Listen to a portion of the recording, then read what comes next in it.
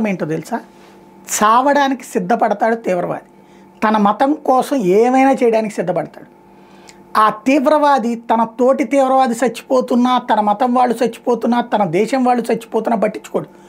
వాడి అంతిమ లక్ష్యం తన దేశాన్ని, తను ఏ దేశాన్ని టార్గెట్ చేశాడో ఆ దేశం భయపడాలా, మతం మారిపోవాలి, అంతే.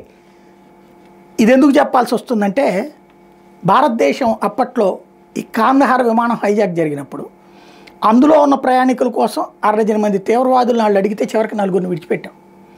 ఆ తీవ్రవాదులు చేసిన దాడులన్నీ ఆ తర్వాత లెక్క చెప్పలేం. బట్ ఆ రోజునేంటి, ఆ ఫ్లైట్లో ఉన్నటువంటి వాళ్ళందరూ అమాయకులు, వాళ్ళని కిడ్నాప్ చేస్తే అవసరమైతే వాస్తవంగా ఎయిర్ ఆపరేషన్ చేసి దాంట్లో పోతే పోయారనుకుని వాళ్ళందరినీ లేపవతల పడేయాలి. అప్పుడు భయం ఉండేది. అలా కాకుండా అదేమంటే అప్పుడు పత్రికలు కానీ జనంలోకి ఏ మౌత్ పబ్లిసిటీ తీసుకెళ్లారు. కాశ్మీర్ హోంమంత్రి బిడ్డని కిడ్నాప్ చేస్తే ఆ రోజున వదిలిపెట్టారు తీవ్రవాదుల్ని, లేకపోతే ఇంకొకళ్ళ గురించి వదిలిపెట్టారు.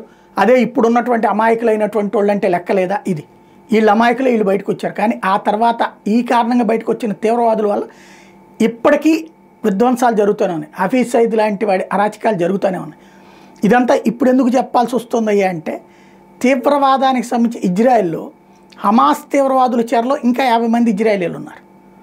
వాళ్ళని విడిపించేదాకా వాళ్ళ మీద యుద్ధం చెయ్యొద్దంటూ ఇజ్రాయెల్లో ఆందోళనలు జరుగుతున్నాయి. వాళ్ళని విడిపించేదాకా. వాళ్ళు విడిపించాలంటే ఏం చెప్తున్నారు?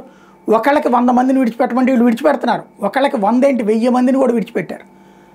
అంతంతమందిని విడిచిపెడుతున్నారు. అంటే ఇంతమంది తీవ్రవాదులు అక్కడ బయటికి దర్జాగా సేఫ్గా వెళ్తున్నారు. నెంబర్ 2 వచ్చేటప్పటికి అయినా అందరినీ విడిచిపెట్టట్లా. ఇంకో పక్కన వాళ్ళు 50,000 మంది చచ్చిపోయారు. హమాస్ తీవ్రవాదులు, వాళ్ళ అనుకూలురు, వాళ్ళ దేశంలో వాడు, అయినా వాడు పట్టించుకోవట్లా. వాళ్ళు ఎంతమంది చచ్చినా, వాళ్ళు ఎంతమంది జైళ్ళల్లో ఉన్నా సరే కేర్ చేయట్లా. అదే 50 మంది గురించి మాత్రం ఇజ్రాయెల్లో గొడవ జరుగుతుంది. అదే సందర్భంలో దాన్ని అడ్డు పెట్టినే కథ నడుపుతుంది. ఇది అంటే భారతదేశం కూడా గుర్తుపెట్టుకోవాల్సింది ఏంటంటే, భవిష్యత్తులో ఇట్లాంటి పరిస్థితులే. మన వాళ్ళని వాళ్ళు కిడ్నాప్ చేస్తే అప్పుడు వాళ్ళని విడిపించమన్నటువంటి ప్రజాభిప్రాయపు ఒత్తిడి తీసుకొస్తారు. ఎట్ ద సేమ్ టైం వాళ్ళని 100 మందిని చంపేసినా అనలేదంటారు. కాబట్టి ఇలాంటి దరిద్రులతోనే ప్రమాదం.